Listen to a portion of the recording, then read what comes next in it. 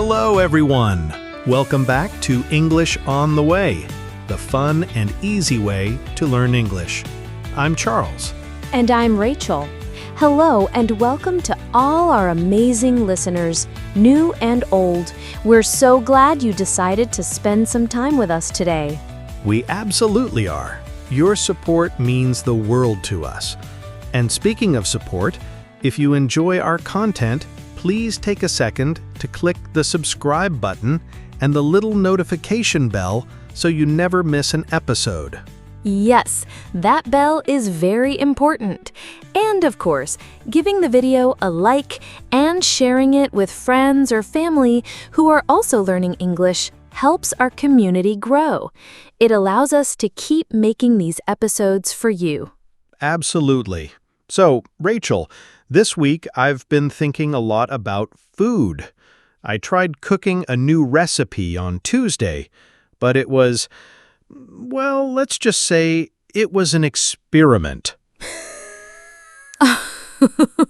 Oh no, a kitchen experiment? Was it a success or a disaster? You have to tell me more. Let's call it a learning experience. It made me realize how much I appreciate it when someone else does the cooking. It made me want to go out to a nice restaurant. I know exactly what you mean. Sometimes there's nothing better than relaxing at a restaurant and having delicious food brought to you. And that actually leads us perfectly into our topic for today. It certainly does. Today, we are going to cover everything you need to know about using English at a restaurant. We will guide you through the entire experience, from start to finish. This is such a useful skill to have. Let's start at the very beginning. Imagine we are at home, Charles. I might say to you, I really don't feel like cooking dinner tonight. And I would probably reply, me neither. That's a great idea. Let's go out. Then comes the first big question. Where should we go? What kind of food are you in the mood for? Ooh, that's always a fun discussion. We could have Italian food like pasta or pizza, or maybe something different like Mexican food. I love guacamole and tacos. Mexican food is a great option. Always so flavorful. There's also Japanese with sushi and ramen, or even classic American food like burgers and fries. The possibilities are endless. Let's say we decide on Italian tonight. I'm dreaming of a good pasta dish. The next step is to find a place. I would probably take out my phone and search for good Italian restaurants near me. That's what I do too. You see a list of places and you can see their ratings, like how many stars they have. This one looks good. It has 4.5 stars, and the reviews say the lasagna is fantastic. Perfect. Since it's a Friday night and it might be busy, it's a very good idea to make a reservation. We should call them to book a table so we don't have to wait. Good thinking. Let's practice that phone call. I'll be the one calling the restaurant. Ring, ring. Good evening. Mamma Mia's Italian Kitchen. How can I help you? Hello. I would like to make a reservation, please. Of course. For what evening? For tonight, please. Okay. And what time would you like your table? Is it possible to get a table for around 8 p.m.? Let me check for you. Yes, we have a table available at 8 p.m. How many people will be in your party? There will be 2 of us. Perfect. I have a table for 2 for tonight at 8 p.m. Can I get a name for the reservation, please? Yes, the name is Charles. All right, Mr. Charles. We have your reservation. We'll see you at 8. Thank you so much. Goodbye. See? That was easy. And now our evening is all set. That was a perfect example. So we arrive at the restaurant a little before 8 p.m. The person at the entrance, the host, greets us. Good evening. Welcome to Mamma Mia's. Now we can confidently say, "Hello, we have a reservation for 2 at 8 p.m. under the name Charles." This makes you look like a pro. It really does. The host will say, "Excellent. Your table is ready. Please follow me." Sometimes, even with a reservation, the table might not be ready. The host might say, "Your table is just being prepared. It will be about a 5-minute wait." And that's perfectly fine. We can wait near the entrance or at the bar. When the table is ready, they take us to our seats. I always like to say thank you when they show us the table. Me too, and maybe I'll comment on the table itself. Oh, this is a lovely table by the window, thank you. It's nice to show appreciation for a good spot. Now we're comfortable at our table. The first thing the waiter or server usually does is ask about drinks. They might say, "Can I get you started with some drinks?" This is a great time to ask for the drinks menu if you want to see the options. I usually start with water. I can say, "I'll just have some still water for now, please." That's a good start. It's good to know you can ask for still water, sparkling water, or tap water. I think I'll look at the wine list. Could we see the wine list, please? Of course. While you look at the wine, I might decide on something else too. Actually, do you have fresh orange juice? It's always okay to ask questions about what they have. The waiter might say, "Yes, we do, and I've decided on a wine. I'll have a glass of the house red wine, please." The house wine is usually a good, affordable option. Great choice. So the waiter brings our water, juice, and wine. Now we have time to look at the food menu, which can be an adventure in itself. It really can. Let's break it down. First, we have the appetizers or starters. I see some interesting options here. Fried calamari, garlic bread with cheese, and a caprese salad.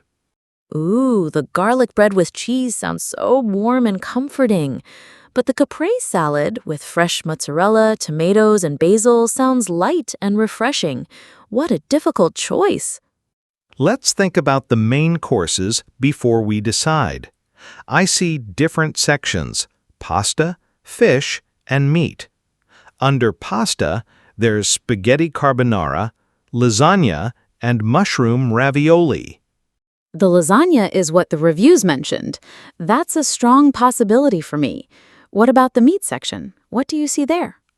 There is a grilled chicken breast and a New York strip steak. The steak sounds really good. It says it comes with roasted potatoes and asparagus. That does sound delicious. Sometimes a dish comes with a choice of a side dish.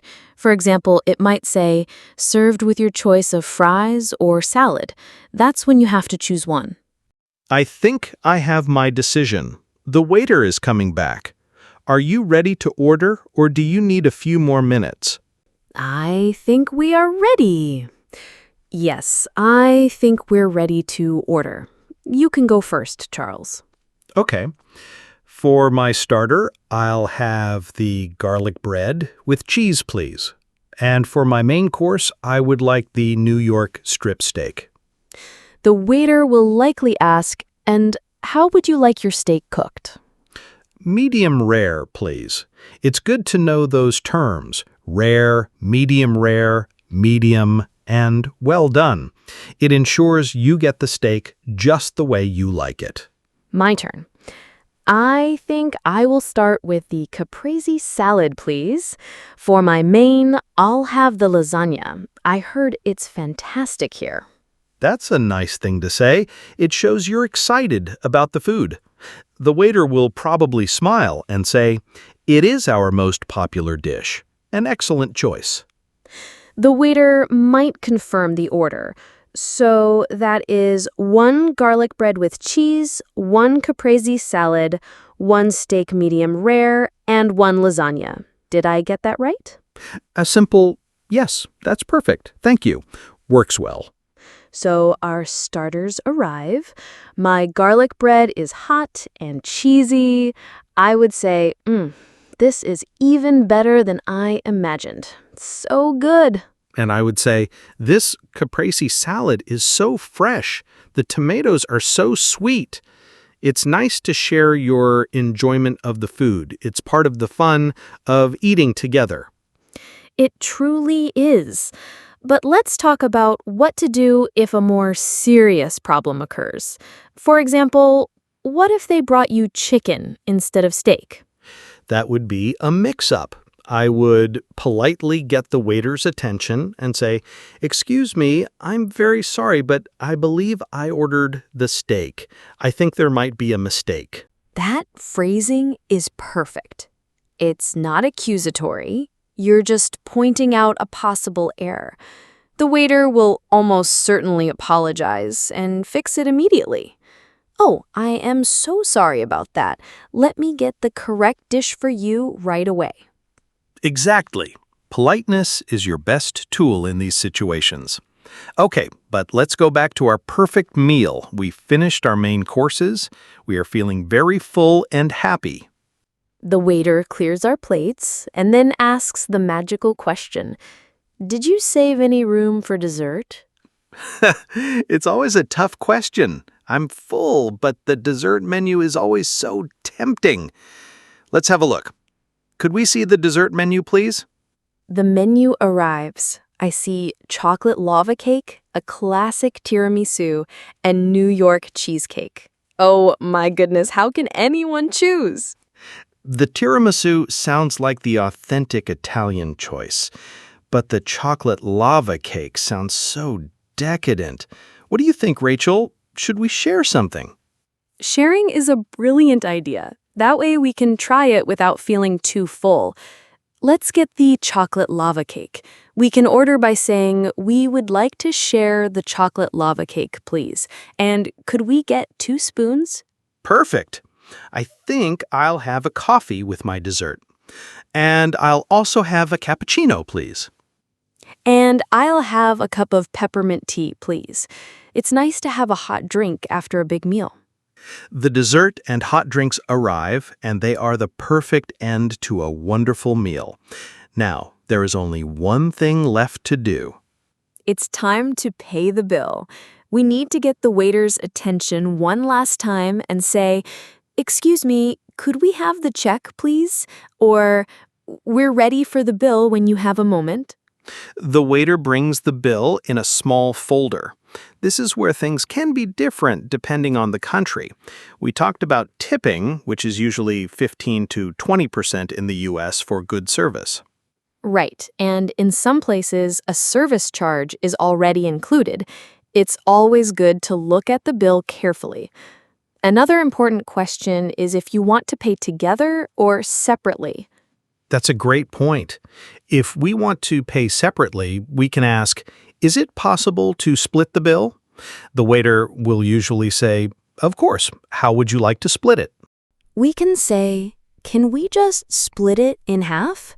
Or if we want to pay for our own items, we can say, "We'd like to pay for what we ordered. We've decided to split it in half, and we're paying with our cards." We put our credit cards in the folder. The waiter takes it and brings it back for us to sign or enter our PIN. We add the tip, sign the receipt, and we are all done. As we get up to leave, it's always nice to say a final thank you. "Thank you so much. The food was incredible." It leaves everyone with a positive feeling. What a journey! From deciding to go out to walking out the door with a full belly and a smile. I think we covered every possible step. You are all officially ready to conquer any restaurant in English. I completely agree. I hope you all found this detailed guide helpful. It might seem like a lot of steps, but it becomes very natural with a little bit of practice. It really does. And that's all the time we have for today. We had so much fun creating this episode for you. Remember to subscribe and hit that like button if you learned something new. Please do, and share us with your friends. For our comment question this week, we want to go a little deeper. Tell us about the best dessert you have ever had at a restaurant. What was it and where was it? Ooh, I love that question. I'm already thinking about my answer. I can't wait to read all of your delicious dessert stories in the comments below. Me neither. Your comments are truly the best part of our week. Thank you again for tuning in to English on the Way. Yes, thank you everyone. Keep practicing, stay curious, and we will see you in the next episode. Bye for now. Goodbye everyone.